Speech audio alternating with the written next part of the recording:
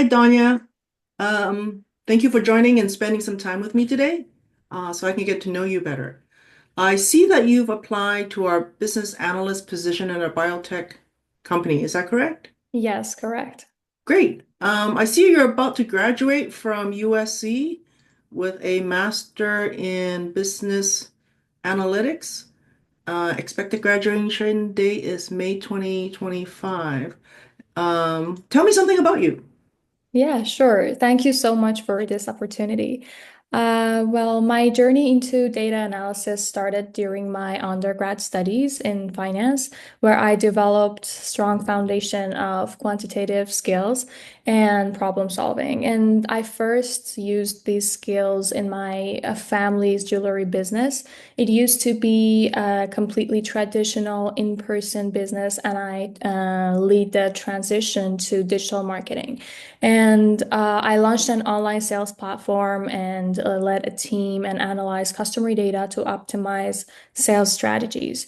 And that experience showed me the importance of data and how important it is to drive insights to make business decisions. That's why I decided to pursue a master's degree in business analytics at USC to improve my knowledge around data analysis. And during my master's, I earned some technical skills, such as I learned some tools such as SQL, Python to like manipulate data better.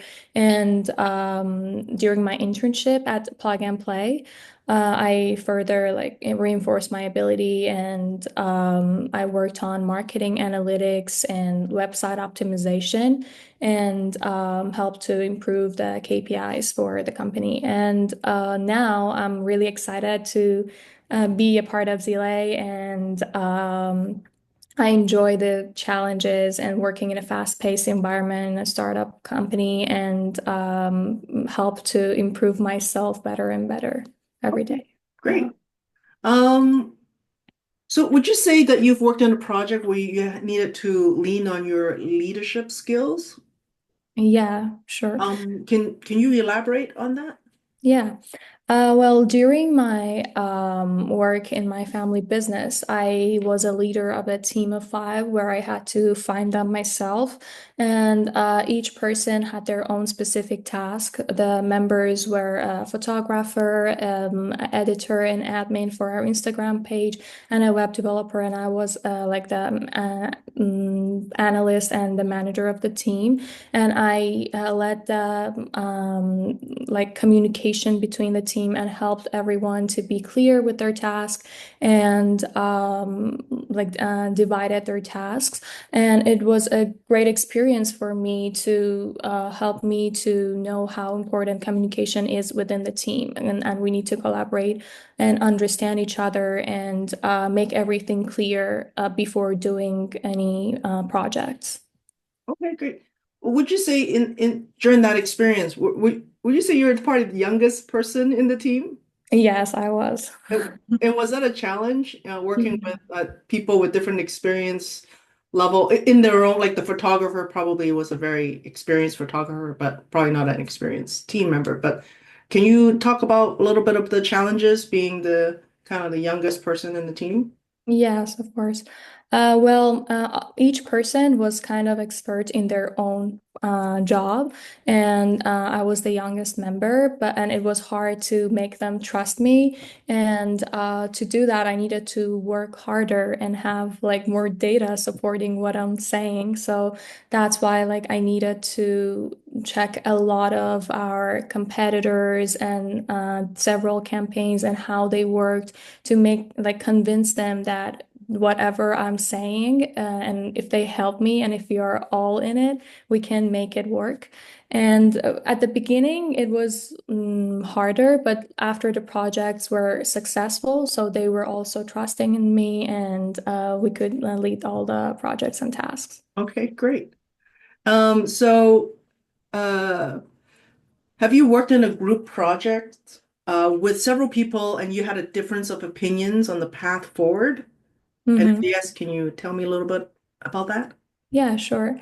Last year we had a class like marketing analytics class that we needed to work on a project and apply some like conjoint analysis, some of the like technical things that we learned, and create those models. On the main problem we had with the team members was about the topic of the project and the data set we were interested to work on because each of us had several backgrounds. Like more, some people were more interested in healthcare data sets, some people in retail, like different industries.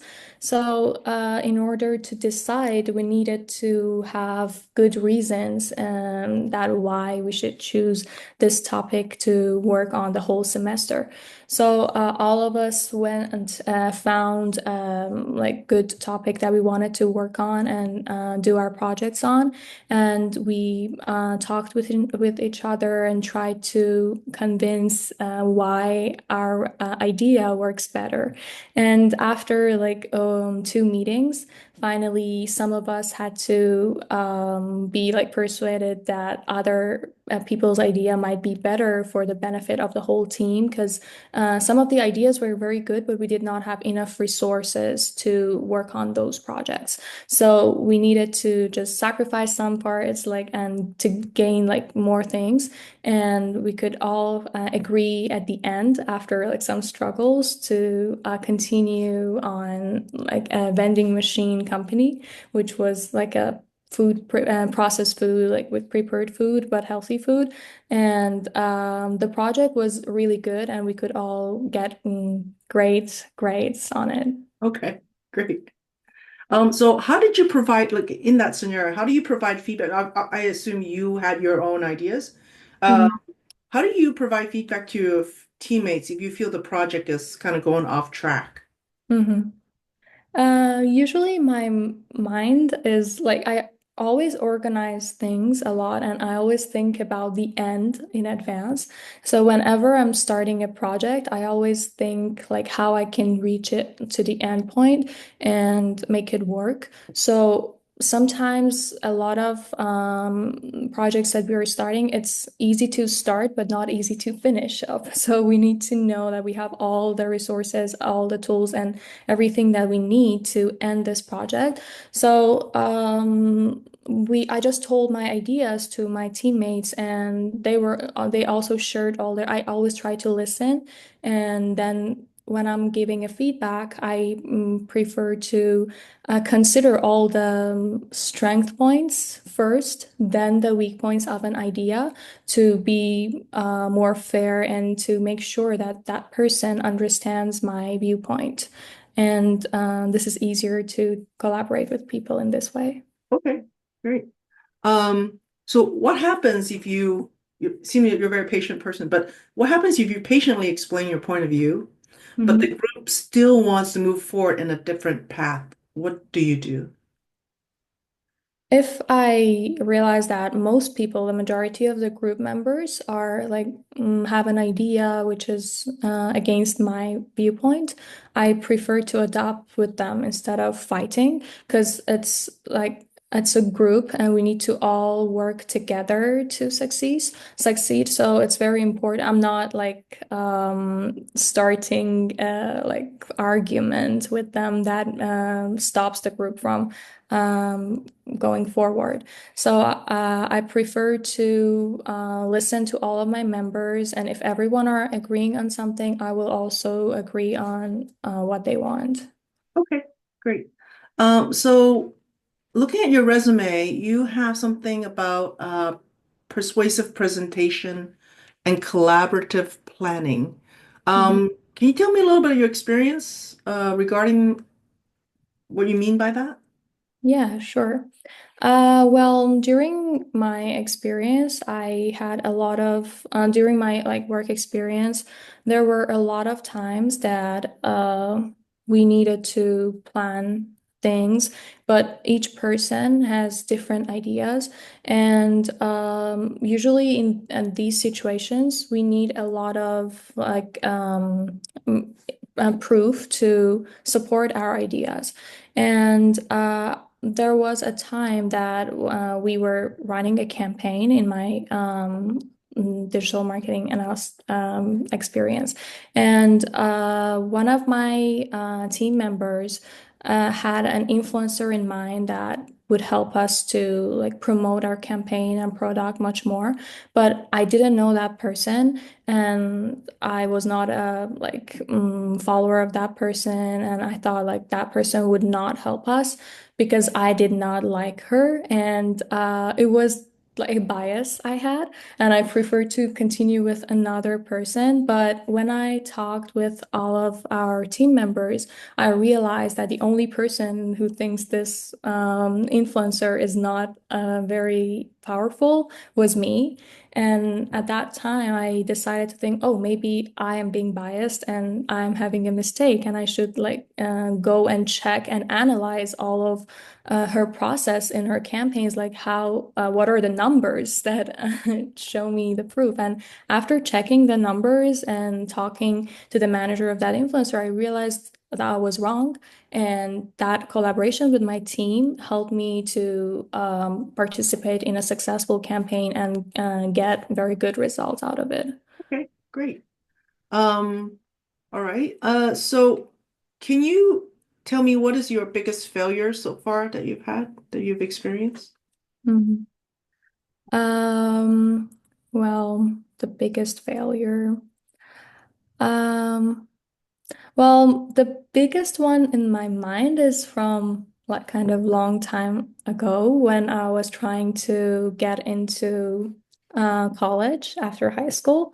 Well, in my country, there is a national exam, like entrance exam that you need to pass, and it's held once a year. Because I was so passionate to get into University of Tehran, which was the like best business school in my country.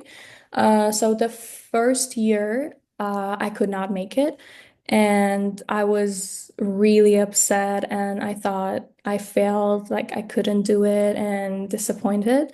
But after a week of grieving, I thought with myself and talked with a lot of like great people, professors and consultants, and they all told me that I made some mistakes about my resources that I chose to study and the time that I put. If I like put more time and choose like better books and like participate in good classes, I can have much better result and make my dream come true. So I decided to study one more year and learned from all the mistakes I did from the previous year. It was a really hard decision for me at that time, but I decided to do this, and finally I could get into that school. And it was like one of the points that I was so happy that I reconsidered and studied again. Okay, great. It looks like you're very successful. Now you're at, doing your master's at USC. So Yes. perseverance. Okay, great. True. Um, so this position requires you to do some research on markets you will not have any experience in. Okay. Mhm. So this next question is just an exercise that helps me understand how you might solve a new challenge. So just keep in mind there's no right or wrong answer. Just talk out loud your thought process, how you might approach this next question. So you have to sell Girl Scout cookies. Do you know what Girl Scout cookies are? No. Okay, Girl Scouts is a big or a national organization. They help elementary, middle school, and high school girls learn important life skills, like camping, many things. So one of the things that they do is they have to fundraise, they have to raise money, and one of the things that they do is sell what they call Girl Scout cookies. Mm. Each girl gets lots of cookies and they try to sell. I think it's between January and April. So right now you can probably see if you drive around you might see some Girl Scout cookie stands in front of grocery stores and things like that. So you need to sell a Girl Scout cookies to raise money for a good cause in a 4 month period. And you're very competitive. And so there's lots of girls in local clubs, there's regional clubs, national clubs. And if you sell the most cookies, you get accolades, you get rewards and things like that. So what do you think your strategy is in selling the most cookies? Mhm. Well, first, I would think of the places that the people who are commuting there and walking there are like care more about cultural stuff and the events and like girls and the improvement of people. And like I would not, it's not my best option to go to grocery stores because a lot of like random people are there from all types. But if I go to like a gallery or an art center or a museum or like some places or after like a concert or some places that I know some people are who are here, they care about art and supporting like cultures and schools, some like educational areas. So, and I prefer, first of all, to explain that why, what is this, and why I'm trying to sell the cookies. What's the reason behind it on a small board, and make sure that everyone who is approaching to me will see that. And like I would say, we're trying to fundraise and explain the reason and try to sell cookies to those people. And I try to be nice and impact people to convince them that this money that you're giving me and buying this cookie is going to be used in the very like good ways and that you are being like you're putting a good impact on the improvement of the whole society.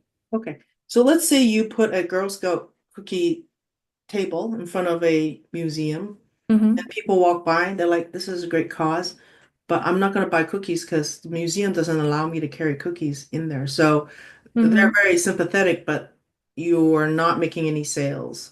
So how would you want to improve or pivot your strategy? Yeah. Well, in that case, I would stand at the exit door, not the entrance for sure, and like try to be like when they're exiting to the parking or somewhere like I'm sure that they're not getting into museum, they're just getting out of that event. Or like for schools, like I can stand outside of schools and a lot of people going in or coming out, they can like reach me. And I prefer to go to one place like a couple of days, not just one day, because I'm sure that like people get to know you when they see you. Like maybe the first time they're not curious, but the second time that they're seeing you there, they might be curious, oh, what is going on? Like it's been like 3 days I'm seeing this girl standing here, and they might be more curious to know why I'm there and what I'm selling. So I would prefer to stay in one place at least a week and then switch my location. Okay. So let's say you're a middle schooler, right? Let's say you're 12. Mhm. So museums are usually downtown and you live in the suburbs. So your mom would Mhm. have to, or your dad have to drive you downtown to sell cookies. And they're too busy to Mhm. drive you downtown. You have to sell cookies in and around some place you can get to by yourself. So if museums and art galleries are not available, where else would you, Mhm. what would be your next strategy? Yeah.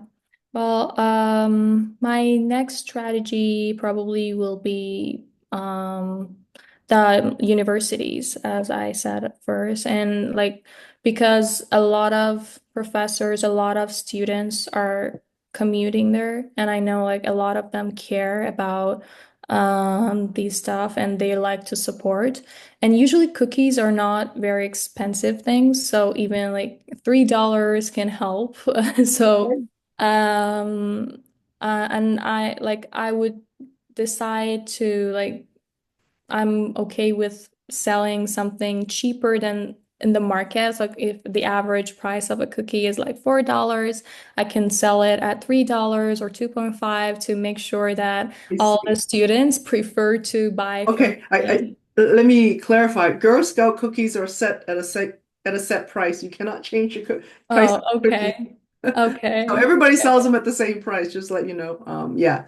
Okay. So yeah, so like, you know, you might be living close to university. You can ride your bike there. You can set up a booth. So Now, in your Girl Scout club, your local Girl Scout club, you have a friend, let's call her Betty, and Betty's outselling you 2 to 1, and you're very competitive. Remember, you're very competitive. So you want to outsell, you're trying to sell as much as her and hopefully even more. What other things do you think you can do? Hmm. Okay, that's getting hard. Um, well, I would try to first start from the community, like um the same community that we have, like the school and our classmates. And first, like I can get up earlier and show up before her and try to sell the cookies like 1 or 2 hours before she arrives and like talk to my classmates and to all the people at school that I know or um, give them the like a number that they can reach me whenever they want the cookies. I can give some delivery within the school as well. If like they're in this class, I can go there and sell them the cookies. And I think this would help me to sell more than the friend. Okay, great. Yeah. All right. Well, thank you. Well, thank you for spending some time with me today. Do you have any questions for me? Well, the main question I have is that what are the things like the best candidate that you have for this role in your mind that might exceed the expectations? Oh, so you're asking about the ideal candidate. Okay, yes. Yeah. So the ideal candidate is obviously someone who's very strong technically, per the job description. So you Hmm. have to be able to do all those analysis using the technology that our company is currently using. Um, have to be kind of nimble and creative in solving problems because there are a lot of business challenges that we have not yet faced, and we will have to face them together. So, yeah, so critical thinking, able to think on your feet, strong technically is what we're looking for. Hmm. Okay. Great. And do you have any other questions? No, that's it. Thank you so Okay. All right. Thank you.